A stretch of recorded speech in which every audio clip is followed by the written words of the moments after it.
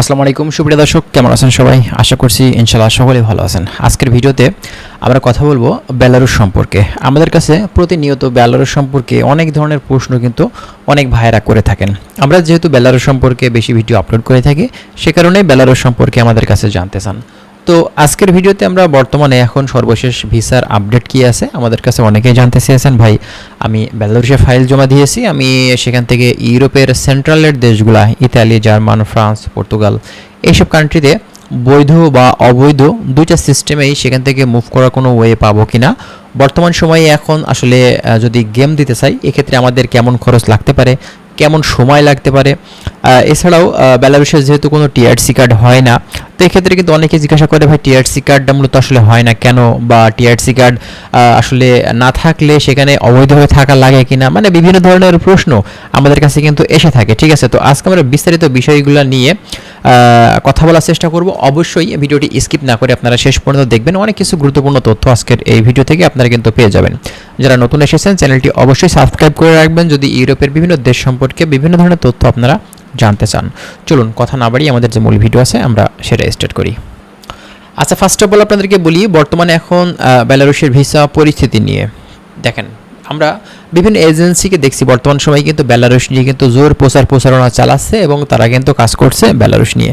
তবে ভাই, এখানে সব এজেন্সি যে সাকসেস এটা বললে কিন্তু মিথ্যা কথা বলা হবে, কারণ এখানে সব এজেন্সি কিন্তু ভিসার কাজগুলো কিন্তু আসলে করতে পারে না, কারণ সবাই সাকসেসলি কিন্তু আসলে ভিসা নিয়ে আনা পর্যন্ত স্ট্রংভাবে কাজ কিন্তু তারা করতে পারে না। দেখা যায় যে যদি 10টা এজেন্সি কাজ করে তার ভিতরে 5টা এজেন্সি কিন্তু আসলে দেখা যাচ্ছে আপনার ভিসা নিয়ে আসতে পারছে, বাকি 5টা এজেন্সি তারা কিন্তু ভিসা করতে পারছে না।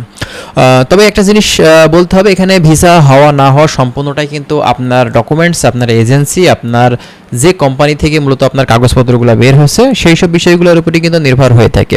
কোনো কিছু ফেক ইউজ করে, ঠিক আছে, ফেক ডকুমেন্টস দিয়ে কিন্তু ভাই সম্ভব না কোনো কিছু। হ্যাঁ, তো বর্তমান সময়ে এখন যদি বলেন ভাই ভিসা হচ্ছে কি না বেলারুশের, হ্যাঁ ভিসা হচ্ছে, তবে অবশ্যই কোনো কিছু ফেক ডকুমেন্টস ইউজ করা যাবে না। সঠিক তথ্য আপনাকে দিতে হবে, সঠিক ডকুমেন্টস দিতে হবে এবং ভালো একটা কোম্পানি থেকে একটি ওয়ার্ক পারমিট বের করতে হবে। অনেকে বলেন ভাই ইনভাইটেশন লেটার বা স্পেশাল পারমিট দিয়ে বাংলাদেশ থেকে কি আসলে বেলারুশে ঢোকা যায়? বর্তমানে ম্যান পাওয়ার কি হয় বাংলাদেশ থেকে?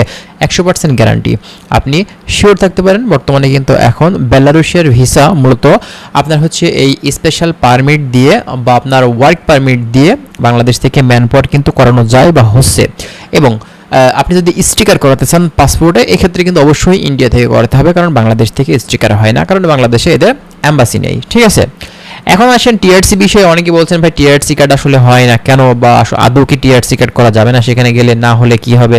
দেখেন, টিআরসির ব্যাপারটা এমন যে বিভিন্ন যেসব ইউরোপের সেনজেন নন সেনজেন দেশ আছে সেই সব দেশগুলোতে কিন্তু টিআরসি কার্ড হয়, টেম্পোরারি রেসিডেন্সি কার্ড। ঠিক আছে, কোনো দেশের 1 বছর, কোনো দেশে 2 বছর, কোনো দেশে 3 বছর, কিন্তু বেলারুশের ক্ষেত্রে টিআরসি কার্ড বাদে কিন্তু 1 বছরের বৈধভাবে থাকা যায়।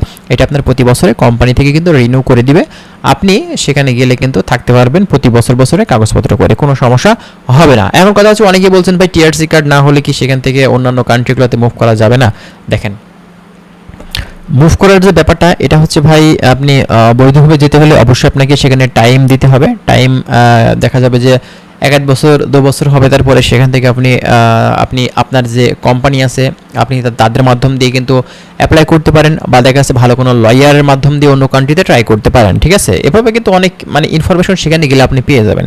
আর যদি অবৈধভাবে গেমের কথা বলেন, অনেকে বলছেন ভাই আসলে গেম দিতে সময় কেমন লাগে? বেলারুশ থেকে গেম দিতে গেলে কমপক্ষে 1 থেকে 2 মাস প্লাস আপনার লেগে যাবে যদি সেটা সাকসেসলি হয়। আর যদি লেট হয়ে থাকে বা আপনার গেম সাকসেস না হয়, এক্ষেত্রে 6 মাস 1 বছর পর্যন্ত লাগতে পারে, কারণ বেলারুশের গেমগুলো দেওয়াটা কিন্তু খুবই ডিফিকাল্ট, কারণ সেখান থেকে গেম দেওয়াটা এতটা সহজ না। আপনার ইউরোপের অন্যান্য যে কান্ট্রি আছে, সার্বিয়া, নর্থ মেসিডোনিয়া বা অন্যান্য যে কান্ট্রিগুলো আছে, ঠিক আছে, বেলারুশ থেকে গেম দেওয়াটা কিন্তু খুবই ডিফিকাল্ট। আপনারা গেম সম্পর্কে জানতে গেলে অবশ্যই কিন্তু আপনি ইউটিউবে সার্চ করতে পারেন, গুগলে বিভিন্ন ধরনের ইনফরমেশন আপনারা কিন্তু পেয়ে যাবেন। ঠিক আছে, এখন আসেন যদি গেম দিতে হয় এক্ষেত্রে খরচ কেমন লাগে। দেখেন, একটা আনুমানিক ধারণা বর্তমান সময় এখন পর্যন্ত আমরা খোঁজ খবর নিয়ে যতটুকু জানতে পারছি, কমপক্ষে 6 থেকে 7 লক্ষ টাকা প্লাস আপনার কিন্তু লাগতে পারে। গেমটা কিন্তু বিভিন্ন রকম হয়ে থাকে, হাঁটা গেম হয়, গাড়ি গেম হয়, বিভিন্ন টাইপের কিন্তু গেম হয়ে থাকে। ঠিক আছে, আপনি এভারেজ ধরতে পারেন 5 থেকে 7 লক্ষ টাকার ভিতরেই কিন্তু আপনার খরচটা লাগবে, এটা হচ্ছে মূলত কথা। ঠিক আছে, আর বর্তমানে এখন যদি ভিসা রেশিওর কথা বলেন, আমি বলবো যে ভাই বিগত দিনগুলোর থেকে বর্তমানে এখন ভিসা রেশিও কিন্তু অনেক ভালো।